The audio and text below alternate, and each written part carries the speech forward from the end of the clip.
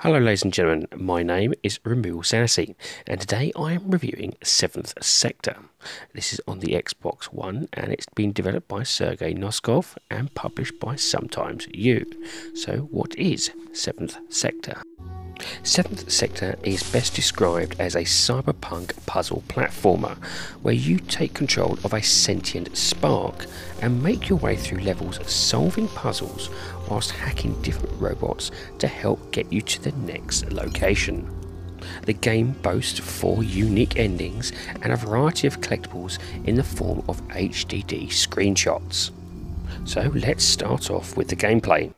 The game starts off quite abruptly with you as a character on a TV. It took me more than a few moments to realise that I could move said character. Quickly, you then push yourself outside of the TV's constraints and become a spark of energy in order to begin your journey. Why are you here? What is happening? And to where are you going? Well, that's for you all to try and find out. The first hour or so is there to help you understand your controls, and you begin by hopping between mundane pieces of electrical hardware and manipulate devices in order to solve puzzles. They start out simple with basic fuse boards to rewire, but puzzles become more complicated, and before long you are using a remote controlled car to start a lift, or use a digital gramophone to open a door. But in the midst of these puzzles, it's the background story that will really start to intrigue you.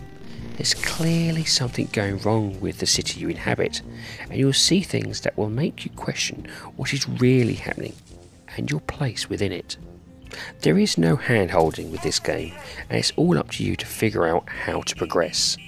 This will mean a lot of death by trial in order to understand how to move forward.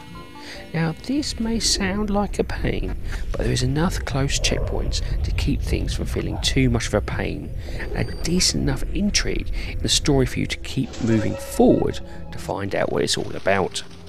A perfect example of this is the carefully placed TVs showing off static, which will reveal something if you hang around long enough. Once you find one, you will find yourself searching for the others to work out what they mean.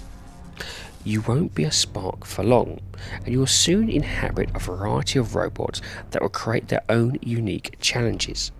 They vary from a cleaning droid, where being the smallest, weakest robot can be an advantage.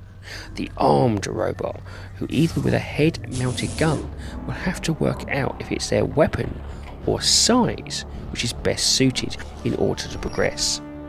The floating servitor drone, however, was my favourite, as it gave me more freedom to explore, but it came with its own unique risks. Regardless of your form, there is a drive to push forward and see what unfolds and what your role in all of this is. All too often I found myself lost in the game's narrative and well-crafted world, trying to think outside the box, as well as understand that I'm constrained by it. The game's control system here is great, with 2 buttons for your action and movement controlled by your analog.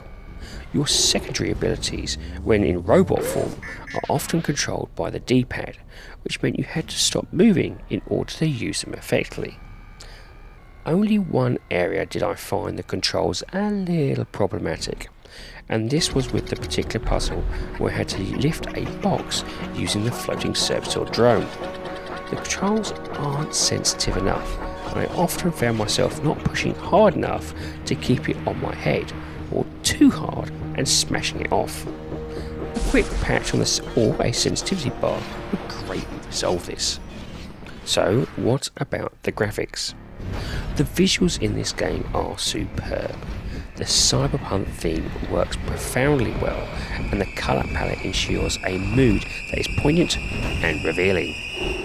With the main storyline being told piece by visual piece, in the background, you're forced to look at the whole picture rather than what's in the foreground. The tone of the city, the struggle of its inhabitants, and the subtle and sometimes brutal prejudice against robots are placed carefully to make you think. Now, many will take a quick look at this game's visuals and instantly judge it to be a simplistic platformer in a cyberpunk world. But nothing can be farther from the truth. So, what about the sound? Sound and music have been used in a sparing manner, with mostly ambient and background noises being used as its forefront. This ensures that the background is taken seriously, with screams, gunfire and robotic clanking ensuring that poignant story plots are thrust into view. However, it's your own spark ability, which is the game's consistent source of sound, is the one I grew to love. When music is employed, it provides you with a great sense of dread and crushing weight that fitted this dystopian land. The mood of this game is set perfectly, and regardless of your location, and with no voice dialogue, the story is conveyed easily. Overall, the music and sounds when used are tone and pitch perfect. Any good gaming headphones or soundbar will only amplify this. And this leads me on to the rating of the game. Now, I rate games in order of avoid, on sale, great purchase and must own. My rating for 7th Sector is must own. The game is incredibly fun and cleverly engaging, with its unique puzzles whose difficulty is perfectly balanced. I thoroughly enjoyed every single moment in this game, and the storyline is still floating around my head even now. Keep an eye out on this developer. I foresee great things ahead in their future.